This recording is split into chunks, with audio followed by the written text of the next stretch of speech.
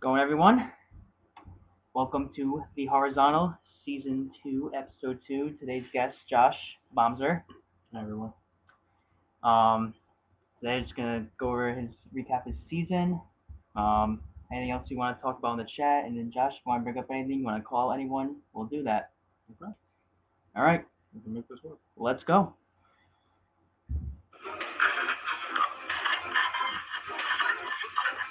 We'll do it live. No, we'll do it live. Look it. Do it live. I'll write it and we'll do it live. Their defense is going to be really good. Yeah. Oh, Chinese.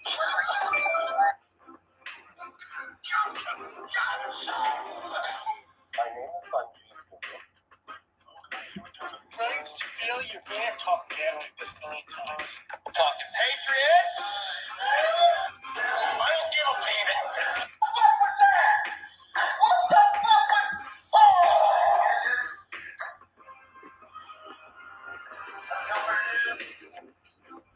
Welcome, everybody, to The Horizontal. Pleasure to hear what you're thinking for having me.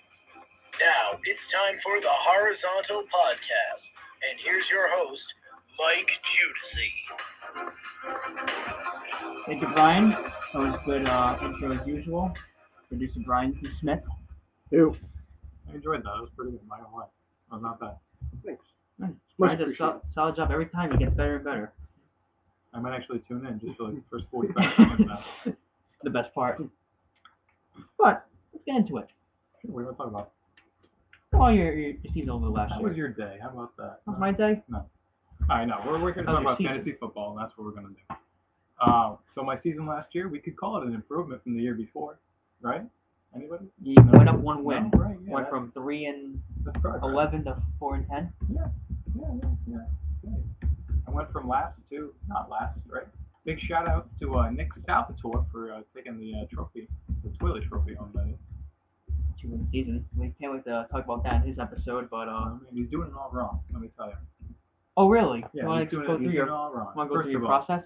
taking like an injury-prone guy like David Johnson in the first round. What is wrong with you? Coming off the season he had in 2016, like, did you really expect him to play like the full, 16 games? I know we don't go that long, but there's a reason I didn't pick him next. Well, you had Antonio Brown on the board, so I think that might be been part of the reason. But yeah, no, last year was definitely another rough year for me. I'll admit to that. And it really all started with the draft. I got the first rounder. Right? I mean, Antonio Brown. You can't knock that pick. No, very solid pick. First overall, do you think it was appropriate? Justified. You think it was appropriate, or you think? Because nobody saw the year Todd Gurley was going to have. Nobody. What are you going? Fourth round? Third or fourth, yeah. Third, fourth round. I mean, out of the top picks that everyone was considering, like maybe Le'Veon would have been another suitable No, I think Brown's fine. round. Yeah, so I don't hate that pick. I was definitely okay with that, but I mean, it's what followed that definitely, got a slow start out of the gate and just could never recover. The whole Des Bryant in the second round, Amari Cooper. Speak up, boys. The whole Amari Cooper pick. I mean, I don't hate Amari Cooper. I really don't. Would I draft him again? I would give him a look. And if there's anything that I learned, I mean, every player has value. It's just when is the right time to make that selection, I guess. I definitely reached on at least one quarterback last year. The whole Marcus Mariota was one of the two quarterbacks that took back-to-back. I think an extra fourth rounder. So he was Right. Yes. the one I took there. As far as Kirk Cousins go, I don't mind that pick. I'll take Kirk Cousins again if the opportunity is there. He had a very solid year last year. I like his fit with the Vikings this year. He got a lot of weapons with Rudolph, Thielen, and Diggs. Leonard Fournette. Probably a little more volume. We just wanted to check the volume in the other room. So speak up. Speak up, lad. Okay. Speak up. So Leonard Fournette, another one of my picks. Love him. LSU, just big guy, just barreling down. Stats probably weren't like that great considering. I think he was like Not a PPR, like no. 4 yards per carry or something like that, which is not great. But I mean, maybe I'll take a look at a mini me with Darius Geis coming out of OSU this year, right? Going to was it the Redskins? There we go. Yeah, he went something like that. Yeah, no. Yeah. I'm feeling the rookie this year. Like I love what Teach did last year with the whole Deshaun Watson, Christian McCaffrey, Dalvin Cook, Kareem Hunt. Oh my God, Kareem Hunt. That was good. Jeez, like the entire like off season leading up to the draft, like everything I read was like, oh, Kareem Hunt this, Kareem Hunt that. I was like, he's a rookie. I mean, how great can he be? And then his first carry in the NFL season against New England Patriots, I'm pretty sure he fumbled. And I was just cheering my corner. I was playing Chiefs that week. That's why. But he got a just 70-yard catch for a touchdown. Just tore it up like for 40 points or something like that, which was just ridiculous. But yeah, I'm not going to go through my entire draft. My draft was just not good. It was not good. I won't up to that. This is the second year of Josh's seasons starting off not good with the draft. We have some sound of Josh talking about the season last year, about the season previously. Coming into this year's draft, I'm going to have a slightly different strategy. After, the mistakes that I made in the previous year, going 3-11 with the awful season. I mean, for one win. You're going to change it up anything this year, you think? Yeah. I'm sure many of you have probably noticed if you're, keeping up in the off season and you're following, our Yahoo Fantasy League. I'm modeling my strategy after the great Nico Choi. He's shown consistent success in fantasy football, and I think I need some kind of structure to look and mold myself after, I guess. So you're going to take Brady number 1? I'm going to take Brady in the first round. Yep. Definitely. If he falls to me at 6, he's mine. And then in the second round, I'm taking Brady Jr., Jimmy Garoppolo. No, I'm not doing that. I'm definitely open to talking about some of my thoughts for this season when it comes to the draft. Nothing is set in stone. I mean, there's so much. Rosters are still being formed, and depth charts are still being figured out, and news is coming out left and right. Maybe today I like DeAndre Hopkins, but tomorrow I think OBJ is going to be better than him. I don't know. We'll see. But let me see. 6th pick this year. I was a little disappointed when we had the lottery. I thought I was going to get a little bit higher. You finished second worst. Second worst. I don't know how the seeding works with the whole playoff thing, but like standard regular season, I had it's about regular season. Second worst record, yeah. So Josh finished in 7th place. So basically, he had second best odds for the first pick, but he ended up dropping 6. Dropping to 6. Losing a That was a surprise. A lot of really good talent. Yeah. Like if I don't need the number 1. I'd love the number 1 if anyone's out there, offering. Like maybe we can work something out. But I don't need the number 1. I would have preferred a top 5 pick. I think the top 5 players in this year's draft are like just a step above the rest. Like for me, it's going to be the Gurleys, the Le'Veon Bells, Antonio Browns, David Johnsons. I'm going to throw Ezekiel Elliott in there as well because I think he's just going to get a lot of work in Dallas. I agree. Should. But if all goes according to my plan, and I don't expect everything to, because there's going to be a wrench thrown in this somewhere. I'm sure someone is going to fancy a quarterback early on and whatnot. But sitting at the 6th pick, I don't know. I've been looking at a few guys. I mean, I think DeAndre Hopkins is a really good fit right there. And that's probably who I'd be going with, honestly, if he falls to me. I don't hate the pick. I don't love the pick. I think he's just the best talent that's left. So that'd probably be the second receiver off the board. Yeah, behind Brown. Yeah. So he's going to go...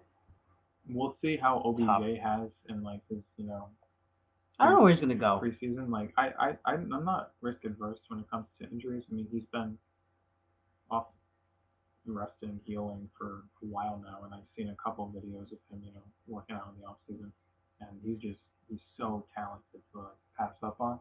And I get it, like, he plays for the Giants, he's on the but his talent, his skill set just kind of like compensates for his poor quarterback play. Nico says you're bluffing.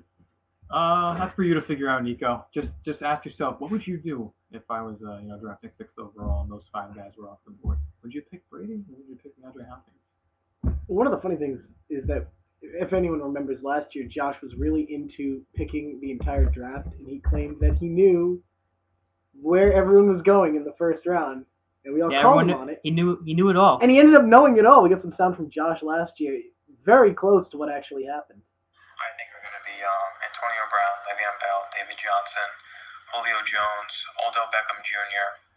I'll throw AJ Green in there. What are we at now? 6. Yeah, that's 6. All right, so I mean, He didn't go to plan. Most of those guys ended up going in the first round, and the Yeah, ones that no, I didn't mean, were holdovers in the second. it's pretty easy to figure out. I'm not gonna say it's pretty easy because everyone has their own strategy. Strategy. Yeah, strategy. Everyone has their own. Yeah. I was just gonna say, I feel like this year is different. I think last year was very receiver heavy because there was a lot of questions. I think as far as who was going to be these top talent running backs, but I don't think it's out of the question to see like Gurley, Zeke, even Hunt or Dalvin. These are a lot of guys who could easily go in the first And a round. name that we don't throw in there enough is probably Alvin Kamara. Yeah, The guy is a Yeah. stud, and he's not getting the respect he deserves. And if he falls, shame on all of us. Mhm. Because we uber talented. But yeah, no, I have to agree with you. I think it's going to be a running back heavy first round. There's a lot of good wide receiver play, but if you look at like the overall with like fantasy rankings and points scored or whatever, the majority of them after quarterbacks that is was running backs. I don't know if it's just because they're consistently getting like 20 touches a game and they're gonna get the goal line work, or maybe it's just Julio Jones had a down year when it came to touchdowns and big names were getting injured. But what I don't expect to see is quarterbacks flying off the board in the first round. Maybe in the second round you're gonna start to see like the Aaron Rodgers. I don't even know. I don't. You put Brady and Rodgers on the same tier, and it's kind of Do you really think Brady still got it? yeah. You do? I mean, I know we're coming all, off the MVP we're all year. Patriots fans around here. I mean, not all, but Um, I'm just saying we got a few Giants fans in the league, right? one. Nice. We got a Bills fan. The Bills fan. Giants and yeah, Bills. Oh, poor Janko. He'll still go first rounders. If Nico first or second round. I'm not saying. But I mean, after Brady and Rodgers, who else do you think you put up in that tier of early round quarterbacks that can go in this league? For me, Russell Wilson is definitely up there. Yep. Russell Wilson is a stud. I He was know, ranked 1 last year. I know Cam Newton has like a yo-yo kind of career, like QB1, QB16, QB4, like QB20.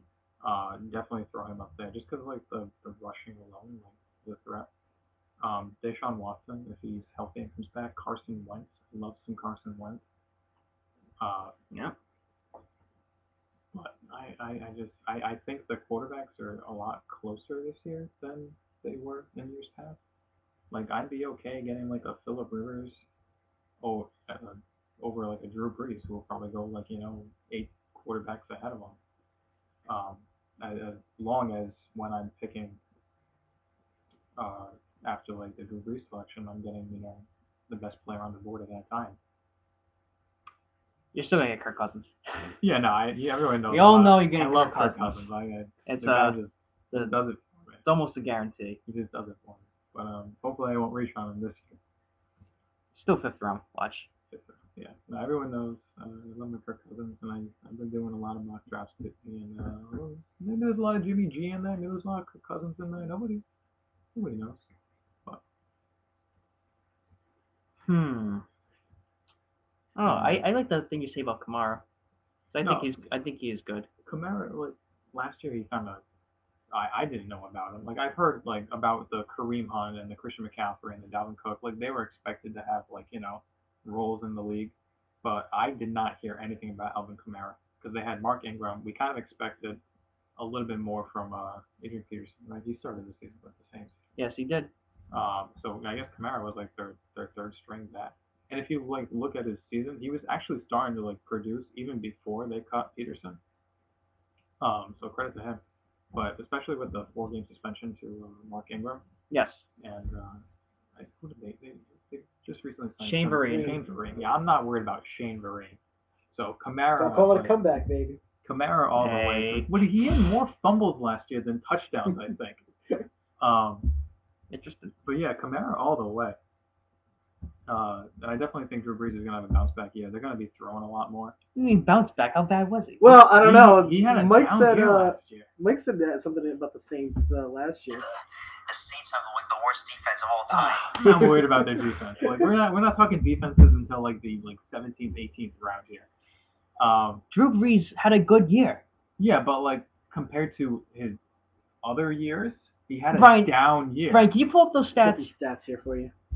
Yeah, Do the last 2 years because I'm curious. I'd be happy to. I need to review this. All right, last year he had a 72% completion, threw for 4,300 yards, 23 touchdowns, 8 interceptions for 103 quarterback rating. 2016 he had a 70% completion record. He threw for 1,000 more yards, had 14 more touchdowns, also threw. I'm Alright, not so, saying like, he had a 8 more bad picks. year, but like he wasn't having a Drew Brees year. I think it was because of the run game was just It was so it was good. taking so much off of him that he didn't need to have a Drew Brees type year.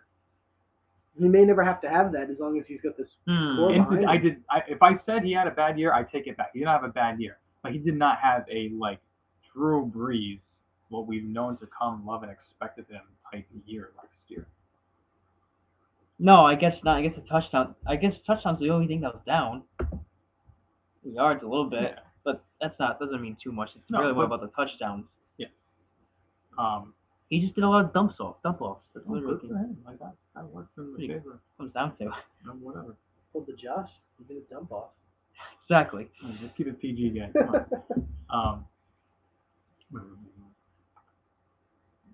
Josh is blowing it. Nico's like your Breeze take. Anyways, If you're gonna be like him, you're gonna have to like Breeze then. I'm not trying to be exactly like Nico. Nico just has a winning formula, and if I take something away from that, like, better for me than anyone else. I don't know. Well, you're gonna have to say so.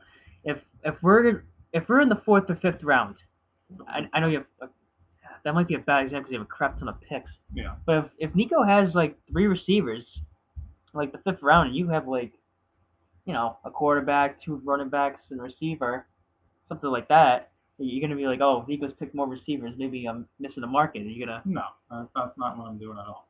What I'm doing is I'm just trying to find the best player available at that time. All about value. It's the old me It's all Nico's about saying. it's all about figuring out like what the player's worth or what someone else considers them. Because if someone else you think is interested in that player, but they're not worth going in the 4th round, let them take it. That you shouldn't be taking that player if they don't deserve to go in that round. There's other talent that's deserving to go in that round. So if there's a quarterback that should have been off the board like 4, 5, 6 picks ago, I'm gonna take that quarterback, even if I need like an extra wide receiver. There's gonna be depth later on in the draft, and even the whole thing of fantasy football is like 1/3 draft, 1/3 waivers, and 1/3 luck. So if I don't nail them in the draft, I just have to stay active and hope, cross my fingers that someone comes out of nowhere. I don't know. You guys might 1/3 not like draft, 1/3 luck, You guys might not like my 1/3 pick. waivers. No, That's how I do that's it. fair. What? I can see that. I'm gonna have to put that like on a poster when we have the draft. Like we all know that I'm like an off-season guy, and I love leading up to the draft. I love the whole lottery and the mock draft. Sal's and back. and, Nick.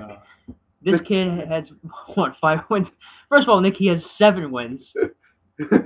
To the opposite of whatever he says is my motto. hey, if you win games doing that, good for you. Maybe I'll follow your model next year. You guys can compete for who gets the 3 wins first. All I'm saying is I don't have a trophy sitting in my toilet trophy sitting in my house right now. That's true.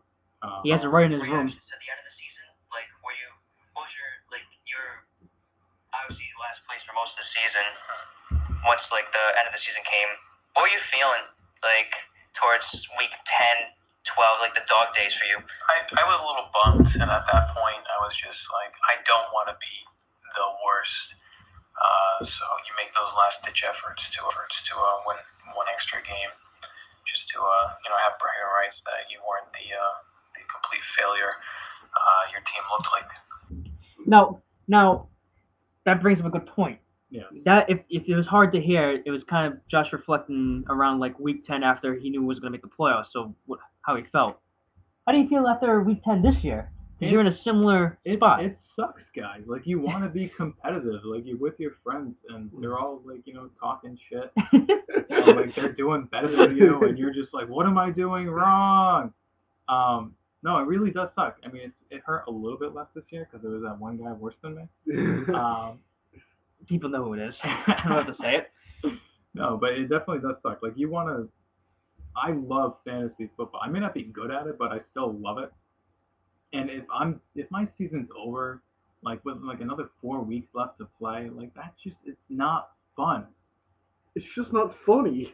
Really though. And I don't regret what I did, like trading away my best players for picks this year because it's just putting me in a better position where I don't have to be the worst team. Hopefully, this year.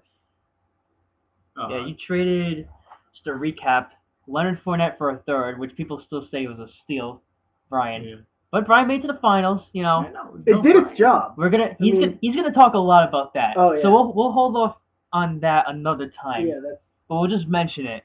And then Brown for fourth, which that was relatively good value, I think. No, I mean I was actually really surprised there was very little interest in Antonio Brown. Well, no one thought it was the first or second. I had like one offer sitting in my queue, like Alex, and he's been like, it's been there like for like a solid week too. Like I didn't know that. Yeah, and it was like the trade deadline night, and I had like Brian and Teach like going back and forth trying to like one up the other for Leonard Fournette. And I think I shot out a text like Antonio Brown still like on the board, goes to the highest bidder kind of thing, and nothing, not a soul. I'm sure he could have helped out a lot of teams. I get it. You don't want to mortgage your future for like this year's draft. Like if that was your decision, like that's fine. But I mean, if he could have helped you, like get over that hump and make it to the finals and possibly win, like that would have been a good move for you too. You gotta win quick. Like there's no like, it's not like 8 out of 10 teams, 8 out of 12 teams make the playoffs. You gotta win. Thank you for that. I mean, you see what happens if you come in last place. You get talked about. Actually, I have another thing to mention as well. Last year, you talked about a lot about the trading guilt, and we know Josh is the biggest guy. He loves trading. He loves doing trades. Guilt. He loves dealing. Last year, week 1, he's asking me what I want for any of my 4 quarterbacks, and I tried pawning off somebody on him, and you're like, no. How about Carson Wentz for Marshawn Lynch? Oh, and I was like, God. Marshawn Lynch is wasn't like, did you see him hurdle that linebacker last week? Man. He's got a lot left in the tank. I was just trying to tell a really bad text. I was like, Josh tries to like show you a flashy play and think that's what they're all about. But Mike did talk about the trading guilt. So. Well, I think I know the problem is with that. People feel like if you trade someone and they go off, they're not going to be able to live with the guilt. That's why I didn't trade Wentz. Wentz wasn't really doing much early in the season. He was on my bench. I had Winston and Prescott starting early on. Wentz was like my fallback. If I was winning, I didn't really need him. And then like Jameis. I almost gone for James White. You almost got him for James White. I wanted Ty Montgomery, but you wouldn't give him up. But there was that. I put off so many trades because of the guilt that I was like, this guy's going to go off. I'm going to trade him, and I'm going to suck. And eventually, Wentz went off, was cornerstone of my team until he got hurt. So, yeah, what's your take on the trading guilt? I get the whole guilt thing. I guess early in the season, it might be more of an issue. I think I was making trades throughout the season. I made a trade with Teach for like a giveaway. I don't know, Jason Witten, I guess, for like. You stole that trade. Chris Thompson, You stole it. Before he got injured, was a pretty solid back. And I made a lot of trades toward the deadline because that's when people usually get more, inclined to do so. But for me, at that point in the season, I knew I wasn't going to make the playoffs. Even if I ran the board, I wasn't going to. There was like a slim to none chance. And the way my team had been performing, there was no changes, no roster, no lineup I could set that was going to like put me in the upper echelon and win every game from that point out. So the trading just became like a no-brainer. Just set myself up for this year. I mean, what's the difference between if I won 4 games last year or 6 games last year and I missed the playoffs? Would you rather have 4 wins last year and 2 extra picks this year, than 6 wins last year and no extra picks? Yeah, you just Either have more way, weeks to play. yeah, you have more weeks to play. That's true. But if you're not winning, what's the point? Josh gets the last slot for the draft picks. Yeah, that's what we're talking about. That's like the first nice thing Nico said about me. Thank you, Nico. It's true. I mean, Ryan's gonna pick up lunch, dinner, and like dessert. We should do like the Curtis challenge. Like, see what I can do in the amount of time between draft picks. Oh man. I'll like see if We I might can. have to time it. I'll how see if I long can does like it take? run 2 miles in the amount of time that like that'd be kind of funny. You done good. Yeah, Nico's proud Oh, of his student. Thank you. I hope I can make you proud this year. I've been trying my best. I guess last year I drafted. I mean, I just recently started watching football in the past couple of years. Like I never That's really true. did as much as a kid, so I didn't know the game as well as some of the other people in this. So for me, it was a lot of the big name, the flashy players that get my attention, like the Des Bryant. Like, oh, you throw up the X, Des Bryant. Des caught it. But I guess at the time he wasn't the best pick. And I'm trying to learn more or delve deeper into the whole stats.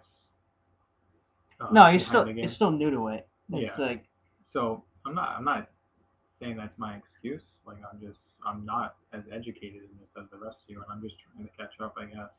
Mhm.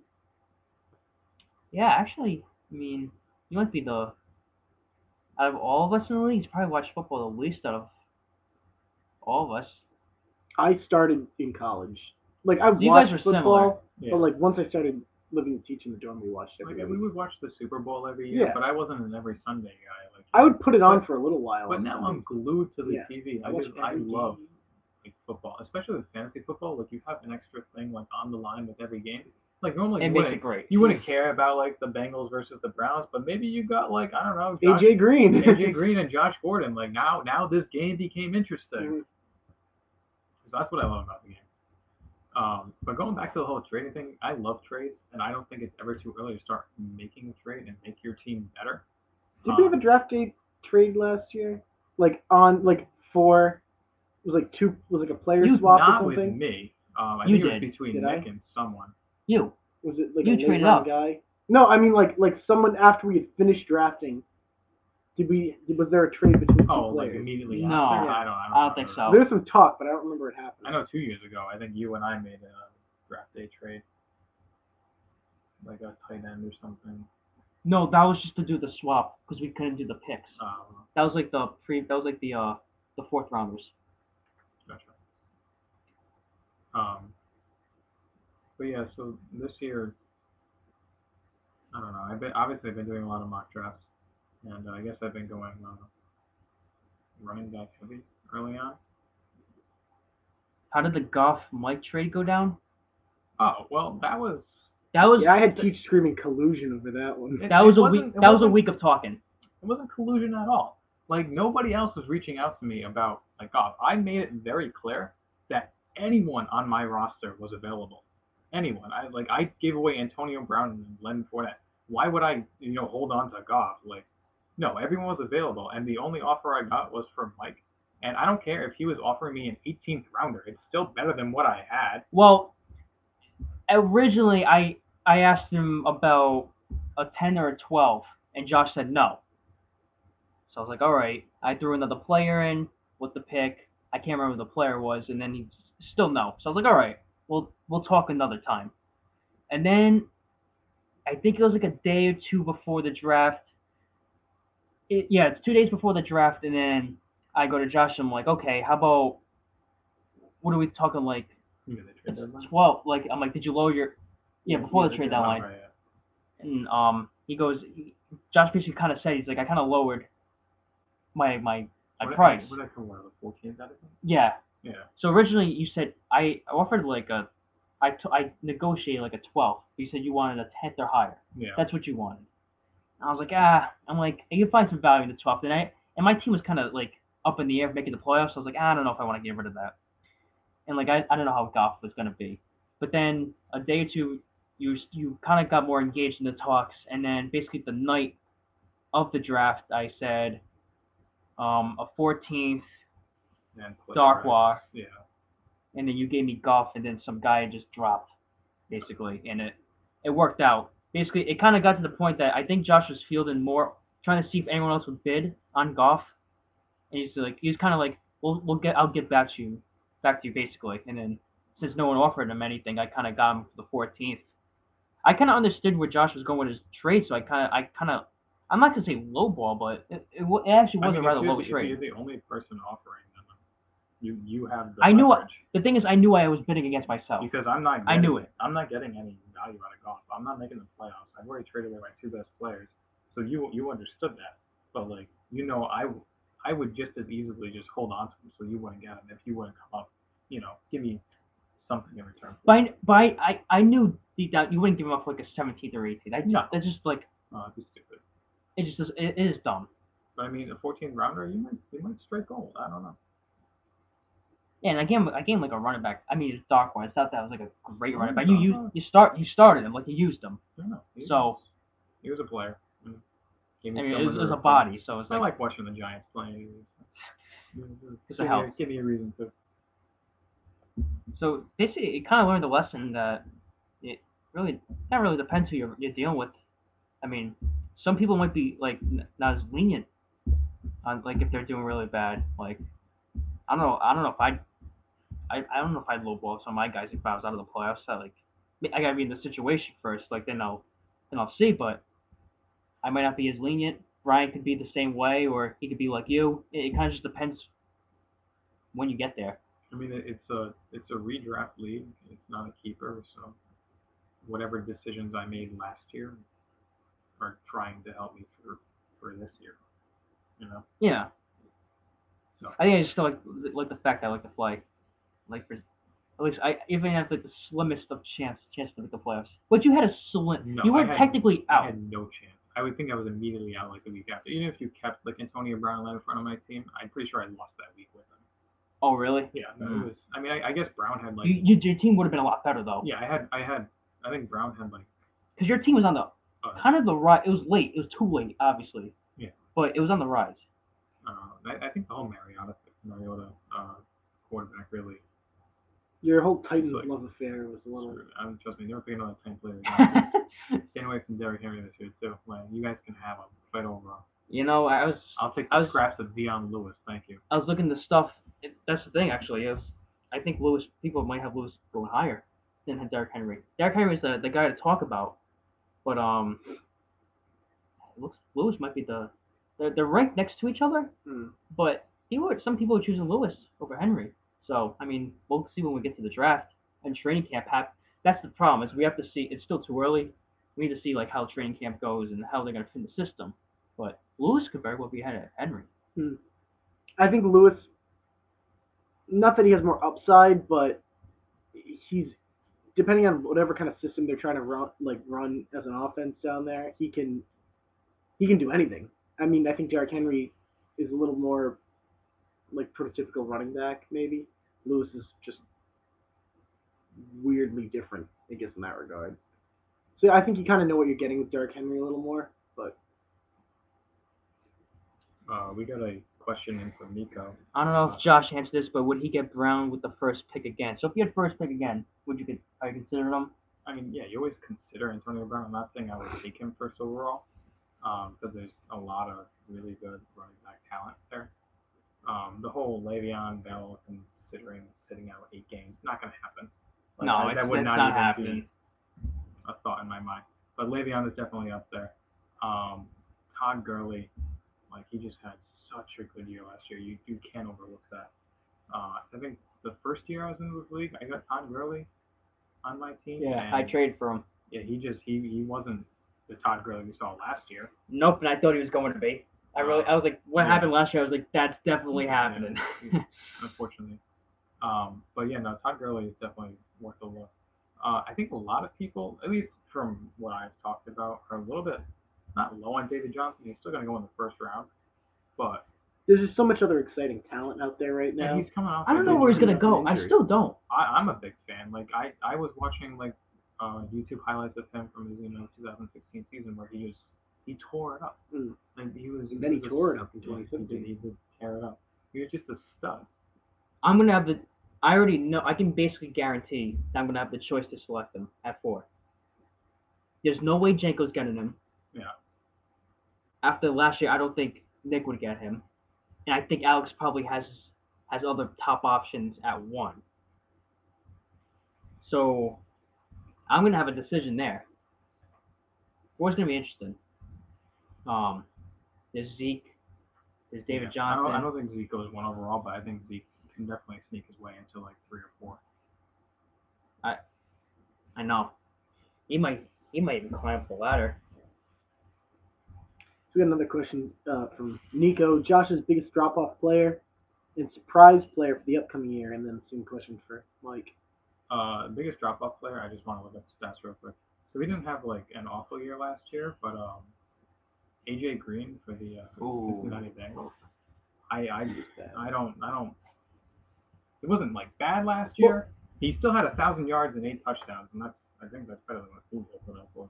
Speaking from the guy who drafted him, But he'll be my drop-off player. as goes the Bengals went AJ Green. So when the Bengals were playing a really crappy team, AJ Green would have a good day.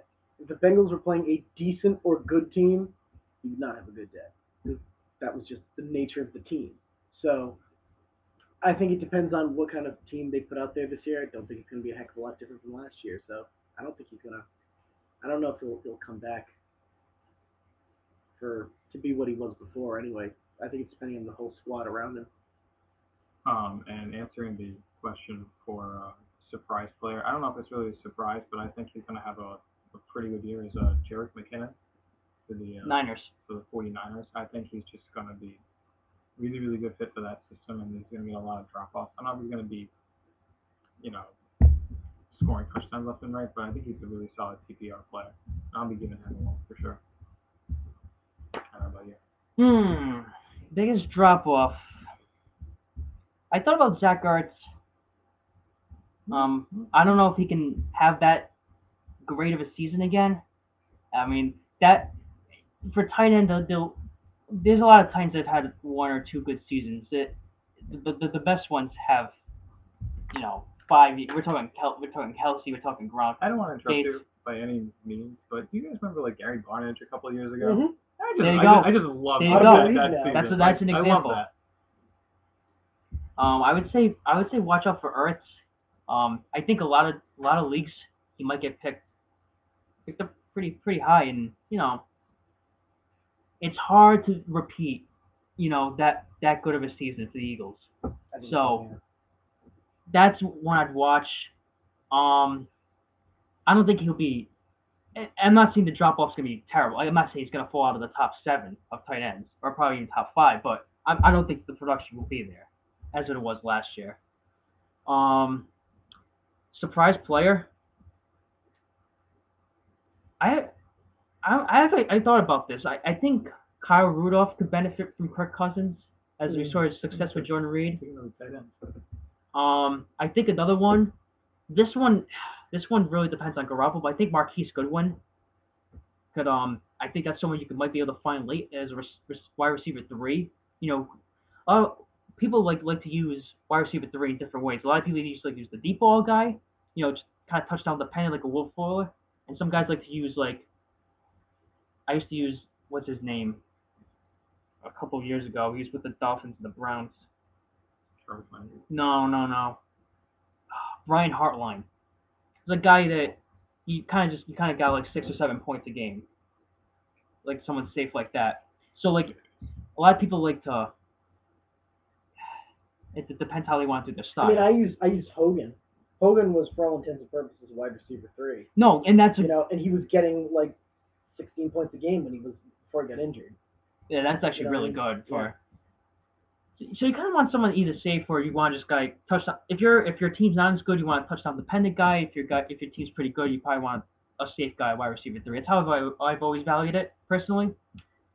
So surprise player, I'd probably say Goodwin has a good chance. I think me and Alex have discussions about him. We thought he was pretty good. Rudolph.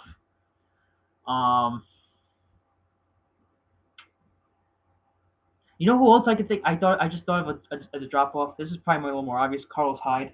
Oh yeah, for sure. I think a lot of people might agree on that. I think Lotus. Because I think he's pretty good, but I don't know about that system. That's because that's they it. have their receiving back, and his name's escaping me. Duke Johnson. Duke Johnson, thank you. And he's going to be competing with touches for again, what's his name? The running back they just drafted. Barkley? No, that's the Giants. Giants. Anyways, you guys know. Not Chubb, right? Yeah. Is it Chubb? You got Nick Chubb? Horizontal podcast, not one. Yeah, so yeah, that's my comments. Right, bit of a drop off there. I don't know if we're getting a caller right now, but I mean, if we're not, I wanna hear a little bit of your take on a lot of players moved this off season to see if it's in a better situation and how they're. We'll let the phone lines first. Okay, gentlemen, we got a call. We'll take a call here from Nico Choi. He's got a question for Josh. Nico, you're on live with Mike and Josh. How's it going, guys? Can you hear me? Yeah, Very good. How you doing? Thank you for calling. Yeah, I've been enjoying the show so far. Been pretty active. Josh, this is for you. Okay, you ready? I hope so. Hopefully you're prepared for this. I want you to make your sales pitch to me of why you're going to be a better team this year. I've said it so many times that you need to prove it to me. So, give it to me. Sure. I mean, why am I going to be a better team? I'm going to be a better team because I have the capital to be a better team, number one. I have the extra draft picks in the earlier 3rd and 4th round as well as the 14th round. Not only do I have the capital, I think my fantasy football knowledge is better than it was a year ago. Last year I was drafting for, big name, big play guys, so I was kind of hoping would, get that touchdown. But this year, let's look at some of the stats behind it, catch rate, yards per catch, how, targeted in the red zone percentage, things like that. I'm giving you a hard time, but I think you can do it. You really? And I think you've got the right idea. Thank you.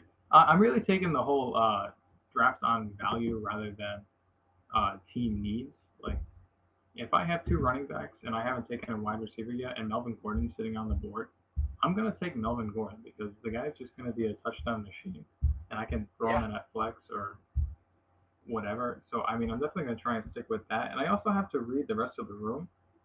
I think that's a good philosophy. Germany, you're talking about their defense is going to be really good. I know you're right on the other side of me, right? When we're drafting. Oh, am I? Is he, Yes. He's right next to me. Yeah. Oh, that's right. Yeah, you're going to be on the other side of me many times. So I'm a little. I like your ideas.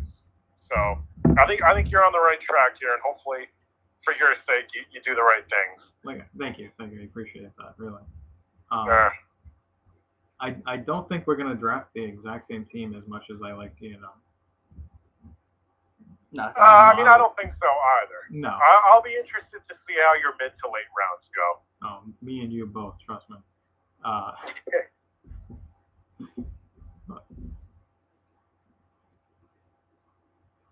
right. Well, thank you for the call, Nico. We do appreciate it. Thanks for calling in today. Do you think I have it in me back? I think you still have a bad habit of the flashing names. Josh the falls flashing in love stats. with players. I do. I really do. I think you got to get more, and this isn't going to come right away, but you just have to.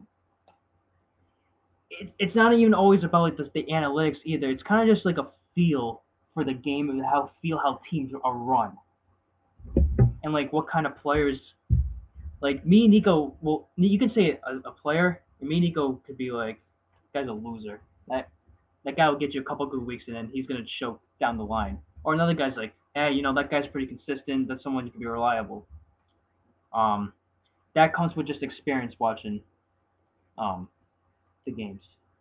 So you need to just get that. You just need to get more of a feel for the game. So. No, that's fine. I mean, it comes with experience and time, I'm sure. 282-0935 is the number. And, so before the call, I was asking you a question. Yep. So there was a lot of movement in this year's off season, and I wanted to focus on those players to see if their new situation was going to help or hurt their fantasy stock. So I'm just going to throw out a few names. You let me know if you like the situation before or the situation now. All right, All right. that's fair. So let's talk about Brandon Cooks. Last year's with the New England Patriots. This year with the Los Angeles Rams, and just signed a 5-year, $80 million contract. 5-year 80. Yeah. Yes. 5-year, $80 million. Do we like, hate, indifferent? Well, I don't know if I'd like it, but then I thought, look how Sammy Watkins did, and I think I kind of see in a weird way similar styles. The deep ball is a big part of both of their games, and Sammy Watkins certainly benefited from that. It's like Nick's not in the chat right now. You love the Sammy talk. Don't tell him I said that. And he did have an okay season, but Cooks, he's gonna have to run a lot, and then really, I'm gonna have to check how actually LA's offensive line is. That's a big deal because as best as Cooks is, he needs time to get a little open. I think their offensive line has to be good because they've got Gurley, and Gurley's been a truck. How much do we give the offensive line? How much do we give Gurley? Because Gurley is. No, he did really good. Insanely talented. I'm gonna have to review who they signed, who they drafted, who they lost, and stuff like that in the line. But no, Cooks can certainly benefit. I don't think he's a 100-catch guy, not on that offense. But is he a 65, 70 catch guy with 1,100 yards with 8 touchdowns? Is he the wide receiver to own from the Rams, or would you throw Robert Woods, Cooper Kupp in there? Cooper Kupp, get off my list. I'm not gonna draft him. Okay. All right. There's no way. Robert Woods, I had him last year. Love him. Yeah. I think he's a phenomenal receiver 3. He started receiver 2 some weeks, depending on the matchup. I think I had him when he was on the Bills at one point, and I was desperate during my the Bills year. The Bills don't use anyone right, as you can see, receiver wise. But like, guy was catching passes. Guy was doing big things before he got hurt with the Rams. So, I mean that's part of his problem, in which Cooks benefits his injury history. So. We'll move on. Player we all know is near and dear to my heart. Kirk Cousins. Cousins. Better, worse, about the same. And their running back is For Dalvin Cook. Dalvin Cook. Yeah. Okay, that's pretty good. I think there's a chance the touchdowns will be down, but I think the efficiency could be up. Okay. Which fantasy, you be the judge of that. I think he's gonna be relatively similar. He's got the Packers, Bears, and Lions in his division. Yeah, I think the Bears are going to step up this year. I don't know about you guys. I actually think that as well. I think the Bears are going to be a sneaky good team. Yeah, not like great, yeah, but like they're going to be decent. I'm not as high on them. No, I mean that division I think sucks. I like Mr. Trubinsky. I like the Packers could win by default. I like Allen Robinson, and I like Trey Burton. So I think I don't know what their defense they need to get like. together I'll first. have to. But Cousins, I'm not hating. I can see relatively similar year. Okay. He might lose some of those goal line, like I said, touches with Cook and Murray. I see Cousins stepping into the Case Keenum role easily. Efficient, decent pocket passer, can get out of the pocket, run. I see him just fitting very. I think of them like. I didn't think of Case Keenum this way before, but after seeing him in Minnesota, I see them as very similar quarterbacks. You think's better? That's fair. What about Michael Crabtree with the Baltimore Ravens? What good receivers go to die? I'm just curious. Is his career, his fantasy football, relevance come to an end, or is... Insert Joe Flacco concussed memes here. I think a little down. Well, he seems to always be like, just the. I think the Rays. Solid. I think the Rays were a good guy. fit for him. You like the Raiders? I liked Crabtree and the Raiders. I thought it was a very solid fit. I think Cooper was as much as excuse me, I have beef with him. Some of his problems with scoring the end zone. I think Crabtree was a good complementary. He kind of took the attention off. He did. I agree with that. I don't think Crabtree's a guy they could just take over a game like some of these other elite guys were. So will the touchdowns be there, or are these touchdowns going to Alex Collins? So it's like it's something to consider. It kind of really depends on Flacco. Do you think Flacco ends the season? I was gonna say, do you think it depends more on Lamar Jackson? No, I think he's gonna stay the whole season. I think they'll pull Flacco. I 4 really weeks do. and Lamar's in. That's what I'm saying. If they go like 1-3, even 2-2, and like it was a couple of bad losses, I can see them just rolling the dice on Lamar. No, training camp to see how much first team reps. But I'm gonna say without seeing any evidence, just how I feel. I don't think Lamar Jackson. He plays 2 games at most. At most. I'll take the over on that. It's possible that it could have. I might be in the minority It on could that just one. end up But like a Nathan Peterman experiment where like you pull Tyrod Taylor, you put in this guy who's hyped and then throws 5 picks, and then I don't your average quarterback comes back in to finish the season. I don't know what the Bills were doing. Like they were a playoff team and they made that decision. Like what is going through your head? Tyrod Taylor, he's not an Aaron Rodgers or anything like that, but he's a serviceable quarterback and he will win you a game. Harbaugh not as dumb. I agree. Any other place? Yeah, Jarvis Landry, one of the Browns. Well, he's I think usually a PPR. I think the Dolphins were a terrible fit for him as much as many catches get. The guy, look, his yards per catch is like 6. It was awful. It was awful. I think that guy has the speed and talent that I think you could have let the burns on. Taylor's not a guy who is known for throwing extremely deep, but I think the mobility helps with him. I think his ability to move around the pocket can help Landry. If those plays are extended, I think Landry's a guy that might be able to, get the first down, to get it open, like trying to break free from the corners. So enjoy the comment from Nico. Landry still produce, yeah, definitely. Dolphins had a course. That's the thing. Colors, the guy's not gonna move in the pocket. He's gonna throw those dinky 5-yard slants that Landry's gonna catch all the time. Is Ryan Tannehill the starting quarterback for the Dolphins this year? Yeah. Huge in May, but no, I think Landry this year a little questionable. I think in the future Landry's gonna be pretty good. I think wide receiver 2+, I would say. Maybe not this year, but I think the Browns, they can get it kind of together. Browns are going to be sweet. I think Browns win 7 games and going 500 is not out of the question. I still am around 5 wins, 4 or 5 wins. I think that defense is just not much improvement. I want to take the over on that just because I want to see the Browns. I want to see the Browns do well. This is the first time I've been optimistic about the Browns in a long time. Again, I'm still pessimistic. Players. I don't think Hugh Johnson left particularly long, but I think I could be a better coach than him. No, he's probably actually a smart football guy and just inherited a bad situation. Good offensive mind. Yeah. You just need the defense. A brain. And I guess the one last player I want to talk about, Jordy Nelson for the Raiders. Nico, I said the same thing, 5-11. Jordy Nelson, you might as well just give up on him. No football relevancy? I don't even know if he's a free agent. I don't even know if he's a candidate used on a bye week. I don't even know that. I don't know how someone so good could get hurt, come back and still be good, and then just drop off so fast. I don't even know. I don't even know if he's relevant. If you're a receiver, you're not relevant in our league. That's saying something because you do 3 receivers and we have a big bench. A lot of receivers in play. I don't even know. I'd probably pick a guy like Nate Washington over Jordy Nelson. I mean, I don't know if he has any fantasy football relevance.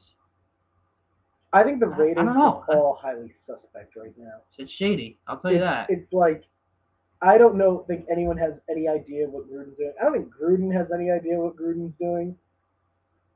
I don't know. I find that whole organization very suspect right now. I'd be hard pressed to pick any big Raiders guys.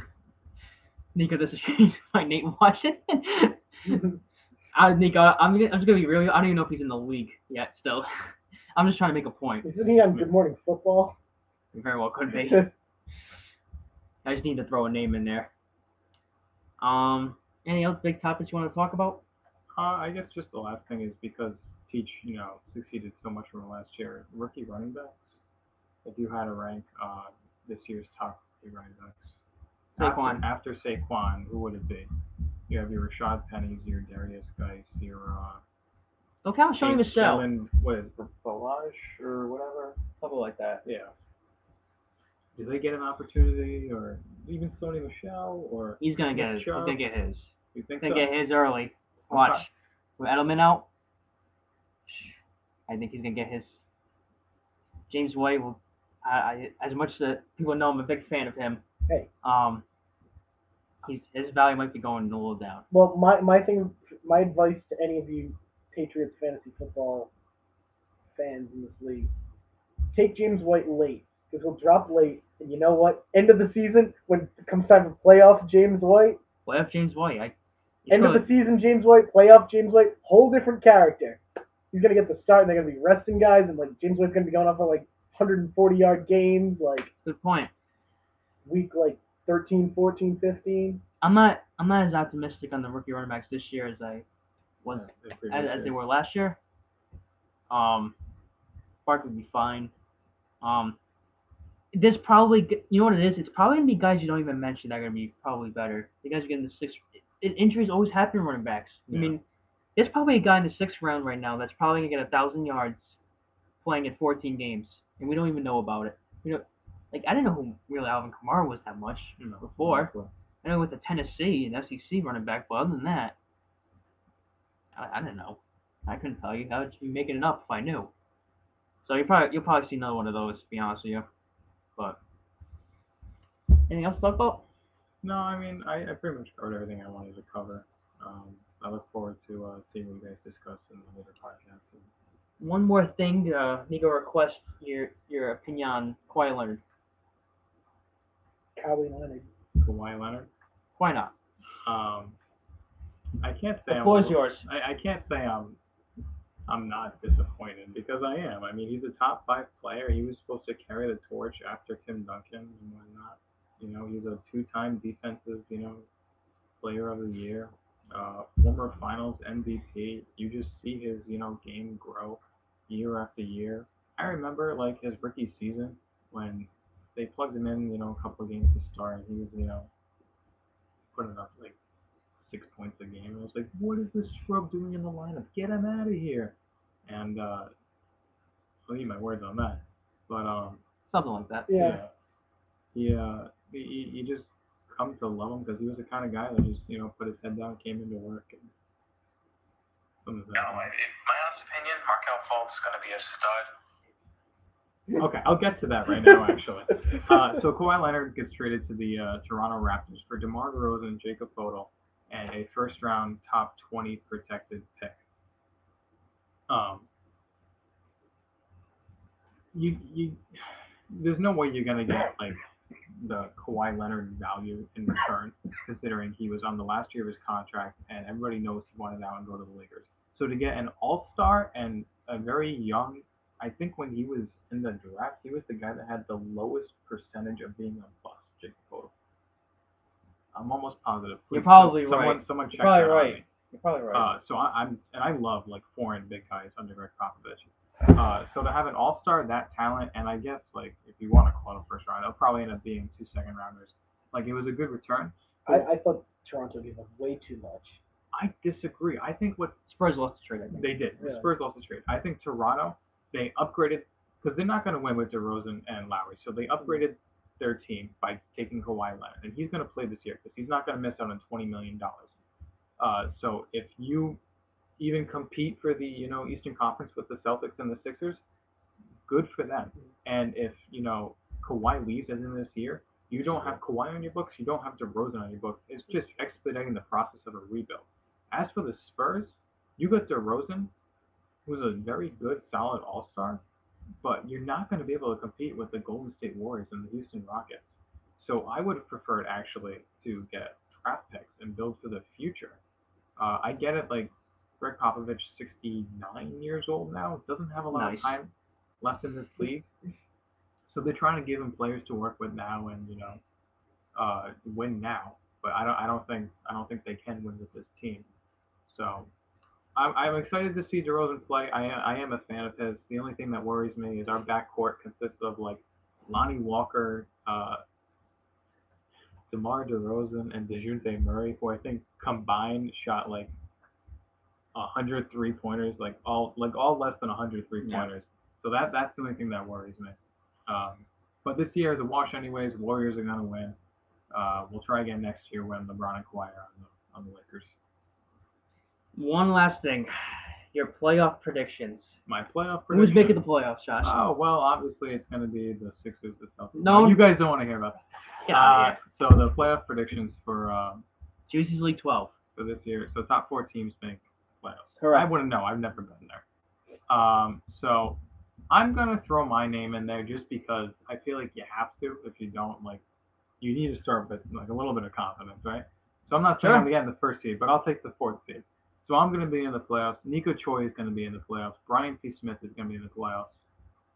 And Michael Judici is gonna be in the playoffs. Can I ask a question? Yeah. How do you think I'm going to make the playoffs without a 3rd and 4th round? You think I'm going to make it? I want to know how you think I'm going to Brian, make the you playoffs. just work the waivers better than anyone else. It's unbelievable. You are the first person, like, even if you sniff a good game out of this guy, he's already on your bench, and I don't know how you do it.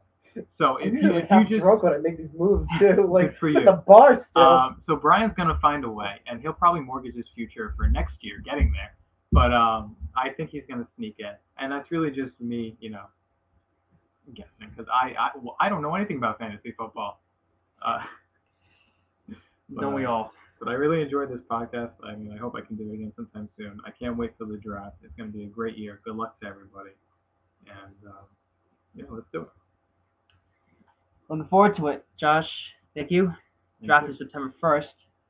More specific. You want to push it up a little bit? We'll not be pushing it up. Once again, hit the subscribe button.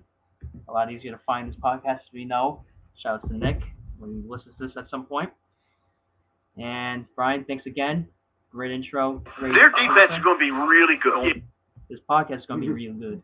And the next one, probably sometime in a week.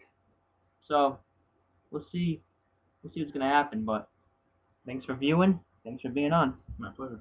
Thank you.